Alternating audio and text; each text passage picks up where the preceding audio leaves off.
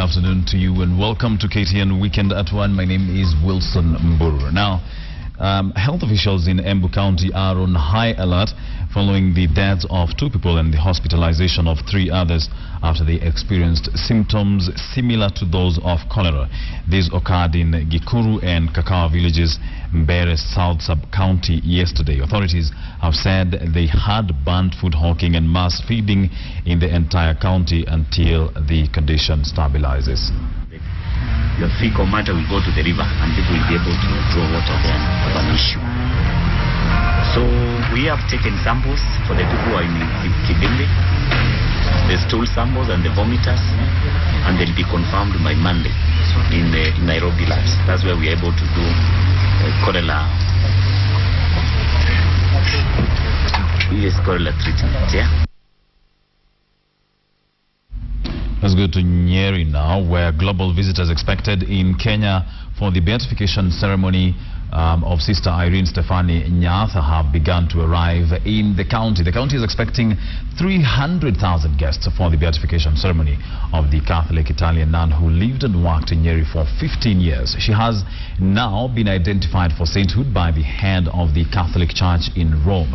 The guests who arrived from Michigan, USA are expected to be joined by others over the next few days ahead of the 3-day beatification ceremony between the 22nd and the 24th of this month. More about 600 choirs drawn from 49 dioceses under the Catholic Archdiocese of Nyeri are currently engaged in high gear preparations for the global event, which is the first of its kind in Africa. Previously, such ceremonies were only conducted at the Vatican in Rome. We came because of the beatification. We thought we'd come early so we could help out, get into some of the physical side of it, kind of do our share of it, I guess, and be all part of it, because Sister Irene was a very, very special person. We're in a town that's part of Belmont, Michigan, where the Constance sisters do reside in USA. Their main house in US. So we get information from them. Some of these booked very early, and they booked with institution facilities like Madari. So these were the ones who are arriving first are actually being booked in our facilities. So we started the seriousness of this activity. It is an international activity. So many have started calling and asking how are the preparations. Some are coming even to give a hand in these preparations. So we are happy and we are welcoming everybody. Let's join hearts together. We have very few days to prepare this for international activities. Let's take a pen and draw how people would like our praise to be, the way we think our praise is being taken when we are entering the old map. Let's go to what was billed as the fight of the century, but which really turned out to be anything but. Floyd Mayweather beat Manny Pacquiao to win the WBO welterweight title. Mayweather beat the Philippine congressman by a unanimous decision. The Money Man added the WBO welterweight title to the WBC and WBA titles he holds already. He was awarded the fight by the 3 judges. The world has been waiting for. Both of you are world champions. We went over the rules in the dressing room. I want you to keep this fight clean at all times, show good sportsmanship, protect yourself at all times, and what I say you must obey. Good luck to both of you. Touch them up. God bless. It was billed as the biggest fight of the century, with the A-listers of Hollywood, sports world, politicians, as well as celebrated businessmen and women all converging at the MGM Grand Arena for the Floyd Mayweather and Manny Pacquiao bout. A few pleasantries before the business of the day. The first round was a cagey affair as both boxers tried to find their bearings. They landed feeble punches, but it was not inspiring. The second and third rounds were not any different. Mayweather managed to duck most of the Philippines' efforts, forcing him to do the tracking and pacing up and down. The Money Man managed to bag some points, getting the Pac-Man unguarded. In the 4th round, Pac-Man caught Mayweather and pinned him on the ropes with follow-up punches. There's a counter left hand that backs up Floyd Mayweather, and Manny Pacquiao going on the attack. Again, the high guard. A lot of those punches. Mayweather shook the early scare and put the Filipino on his guard with quick and well-calculated punches. He left the 5th round the better of the 2 boxers. By the time the boxers got to the 8th round, Mayweather seemed to have mastered Pacquiao's art. Manny Pacquiao is thus far scaring Floyd Sr. Yeah, I mean, this is, Straight left hand connects again. He dodged a few punches and hit his target. He managed to frustrate Pacquiao as he looked to engage. Pacquiao's smaller frame was his main undoing, unable to connect his punches on a busy Mayweather on the canvas and ropes. Pacquiao, who had looked sharp and eager to fight earlier, looked tired and winding down the clock in the 10th round. Freddie Roach told us to help in camp, so we don't know if they're a factor now. There's the hand speed on display for Pacquiao, and a crazy... The American left the Philippine to do all the donkey work on the canvas. Mayweather, who seemed to have saved enough in his tank, managed to land a few punches in the 11th round as Pacquiao tried to get inside. The 12th round was a ping-pong affair, with both boxers trying to land final punches as they ran down the clock. 10 seconds left. 10 seconds remain in our fight of the century. Mayweather sensing that he has done enough. Pacquiao on the attack, but the final bell has gone. Great fight. Great. Judge at ringside, Dave Moretti scores about 118 to 110. Judges Bert Clements and Glenn Feldman both scored about the same, 116 to 112. All three in favor of the winner by unanimous decision. He is now the unified WBC, WBA, and WBO welterweight champion of the world, and still undefeated, Floyd Money Mayweather. He's a hell of a fighter, and I take my hat off to Manny Pacquiao. I see why he's one of the guys that's at the pinnacle in the sport of boxing. I got him many times. I solid punches, and I think I thought I won the fight.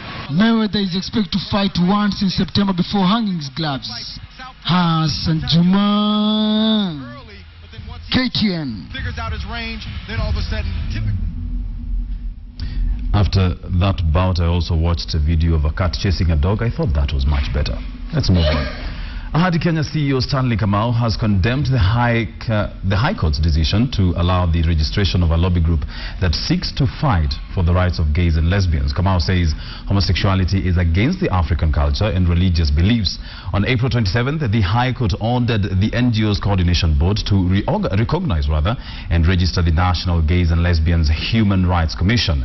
The court noted that the Constitution allows the recognition of minority groups such as gays and lesbians. Kamu spoke at Yego ACK Church, where he had organized a feast for the elderly in the area.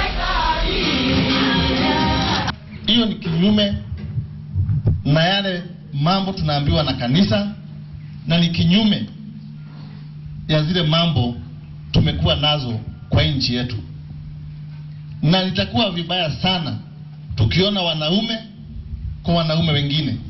Itakuwa baya sana kuona chama kama hizo zilikuwa registered.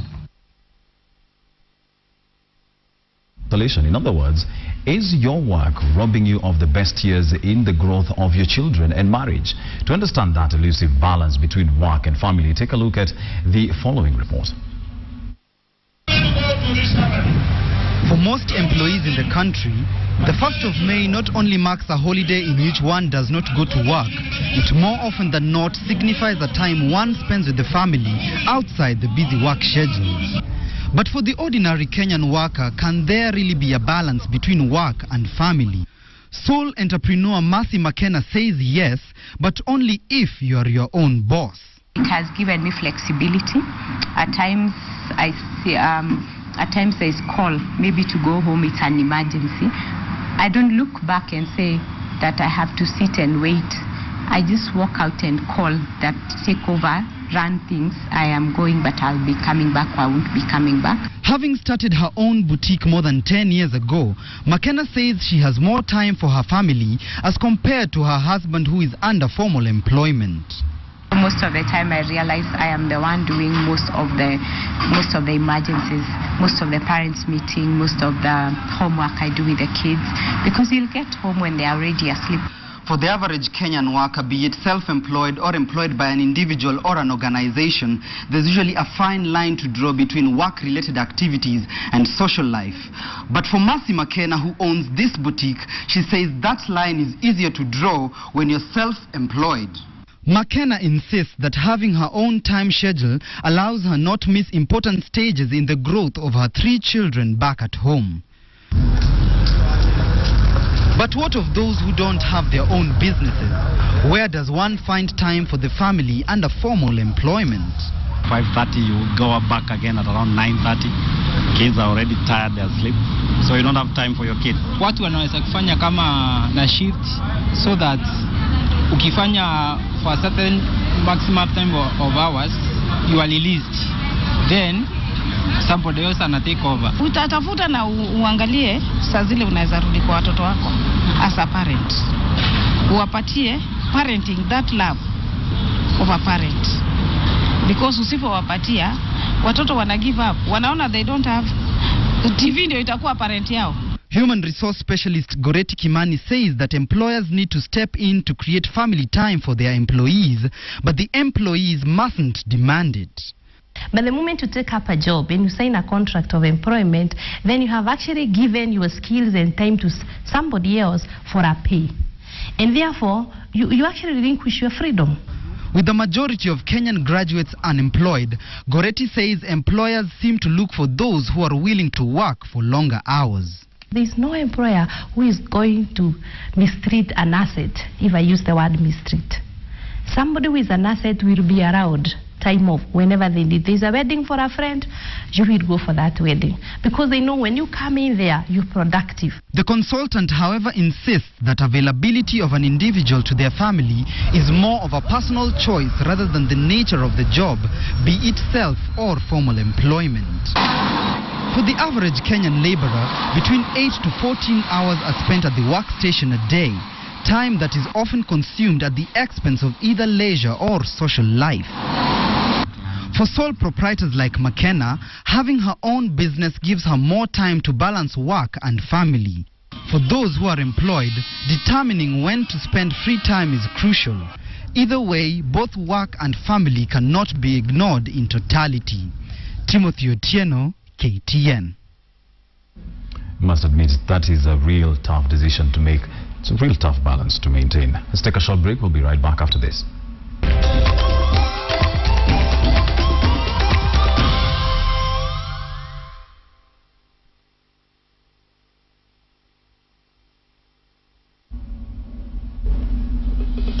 Welcome back. You're watching KTN Weekend at 1. Now, let's talk about a very interesting sport. It's played in 24 countries, and some claim it's the fastest growing sport in the world. Chances are you've never heard of foot golf, but it's a good bet this sport will soon be coming to a golf course near you.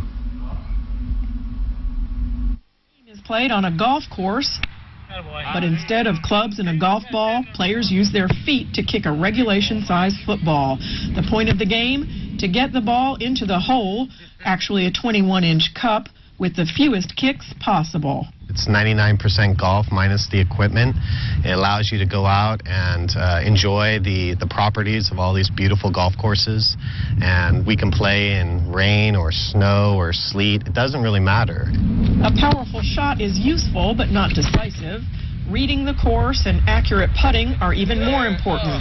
And former soccer players say, all part of the fun. As soon as we got on the course, it was, we were hooked. The minute that we stepped on and played the first hole, we were like, we're going to keep on doing this. Like in golf, foot golfers play their first shot from the tee box and face the same obstacles, like sand, bunkers, trees, water, and hills. Foot golfers and regular golfers play on the same course at the same time, which takes some cooperation. Generally, we move at a little bit of a quicker pace than they do, so we're more times than not waiting for them. But as long as everybody understands the kind of the etiquette of the course, then there really is not much of a problem. Foot golf rules were officially adopted in Holland in 2009. The international sport made its U.S. debut 3 years ago, and it has exploded in popularity, particularly in California. Now it's played in almost 50 courses in the state, nearly 400 courses in the country, and more than 1,000 worldwide. Foot golfer Vinny Mattioli has his eyes on the World Cup, but he says one of the sport's appeals is that it requires little training to start. A 6-year-old could come out with a soccer ball, put it down and kick it toward a hole. A 6-year-old, or in this case, a 2-year-old, already hooked on foot golf. She and her father are perfecting her putt with hopes that perhaps by the time she's old enough to try out, foot golf will be an Olympic sport. Very interesting sport, I must say. Something worth trying. Now, accused of fighting a lackluster election campaign, British Prime Minister David Cameron has turned up the passion in his dying days, but risks having left it too late to convince voters.